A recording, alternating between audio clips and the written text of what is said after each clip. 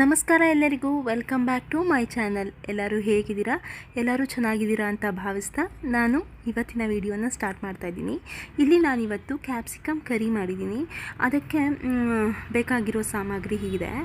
ನಾನಿಲ್ಲಿ 3 ಕಲರ್ನ ಕ್ಯಾಪ್ಸಿಕಮ್ನ ಬಳಸ್ಕೊಂಡಿದ್ದೀನಿ.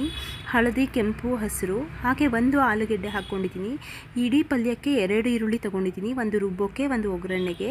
ಹಾಗೆ 2 ಟೊಮೊಟೊ ತೊಗೊಂಡಿದ್ದೀನಿ, 2 ಕೂಡ ರುಬ್ಬೋದಕ್ಕೆ. ಹಾಗೆ 4 ಎಸಳು ಬೆಳ್ಳುಳ್ಳಿ ತೊಗೊಂಡಿದ್ದೀನಿ, ಶುಂಠಿ ಅದು ಕೂಡ ರುಬ್ಬೋದಕ್ಕೆ ಇಟ್ಕೊಂಡಿದ್ದೀನಿ. ಫಸ್ಟಿಗೆ ನಾನಿಲ್ಲಿ 1 ಆಲೂಗೆಡ್ಡೆ, 1 ಈರುಳ್ಳಿ, ಕ್ಯಾಪ್ಸಿಕಮ್ 3 ನಾನು ಚೆನ್ನಾಗಿ ಹೆಚ್ಚಿಟ್ಕೊಂಡಿದ್ದೀನಿ.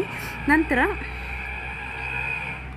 ಕಡಲೆಕಾಯಿ ಬೀಜ ಹುರಿದಿಟ್ಕೊಂಡಿದ್ದೀನಿ. ಇದು ರುಬ್ಬಿಕಾರೆ ಸೇರಿಸಿ, ಸಿಪ್ಪೆ ತೆಗೆದು ಸೇರಿಸಿ ರುಬ್ಕೋಬೇಕಾಗುತ್ತೆ. ಫಸ್ಟು ಬಾಣಲಿ ಇಟ್ಕೊಂಡು ಅದಕ್ಕೆ 2 ಸ್ಪೂನ್ ಎಣ್ಣೆ ಹಾಕ್ಕೊಂಡು ಒಂದು ಅರ್ಧ ಚಮಚ ಜೀರಿಗೆ, ಹಾಗೆ 1/4 ಚಮಚ ಬಿಳಿ ಎಳ್ಳು ಹಾಕ್ಕೊಂಡು, ಹಾಗೆ ಹೆಚ್ಚಿಟ್ಕೊಂಡಿರೋಂಥ ಉದ್ದುದ್ದಕ್ಕೆ ಹೆಚ್ಚಿಟ್ಕೊಂಡಿರೋಂತಹ 1 ಈರುಳ್ಳಿ, 2 ಟೊಮೊಟೊ, 4 ಎಸಳು ಬೆಳ್ಳುಳ್ಳಿ, 1 ಇಂಚು ಶುಂಠಿ ಹಾಕ್ಕೊಂಡು ಚೆನ್ನಾಗಿ ಹುರಿದು ಇಟ್ಕೊಂಡಿದ್ದೀನಿ.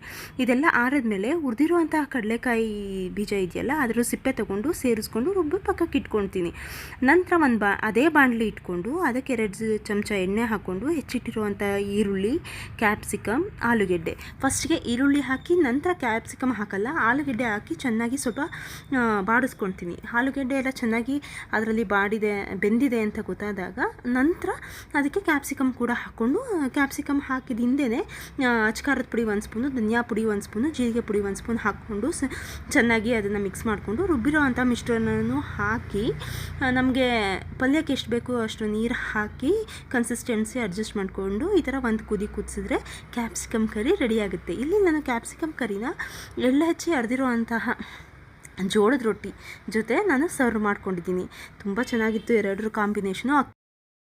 ಈಗ ವಿಡಿಯೋ ಎಡಿಟ್ ಮಾಡ್ಬೇಕಾದ್ರೆ ಕೂಡ ನನ್ನ ಬಾಯಲ್ಲಿ ನೀರು ಬರ್ತಾಯಿದೆ. Thank you for watching my video. Subscribe ಮಾಡ್ಕೊಂಡು ವಿಡಿಯೋ ನೋಡಿ, ಹಾಗೆ ನನಗೆ ಸಪೋರ್ಟ್ ಮಾಡಿ ಅಂತ ಕೇಳ್ಕೊಳ್ತಾ ಈ ವಿಡಿಯೋನ ಇಲ್ಲಿಗೆ ಮುಗಿಸ್ತಾ ಇದ್ದೀನಿ. ನೆಕ್ಸ್ಟ್ ವಿಡಿಯೋದಲ್ಲಿ ಸಿಗ್ತೀನಿ. ಅಲ್ಲಿವರೆಗೂ take care and bye bye.